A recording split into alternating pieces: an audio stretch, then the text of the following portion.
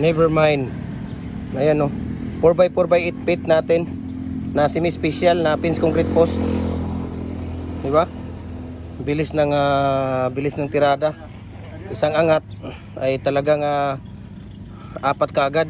So, yun po ay 4x4x8 feet natin na molder. Fix po yun, no? Fix. So, adjustable po yun. Pwede tayong gumawa doon ng tawag dito.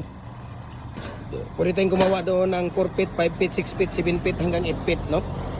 Ayan. So we can ship nationwide, walang problema. Door to door po yun. Luzon, Visayas, Mindanao. Decorative molder, hollow blocks molder natin.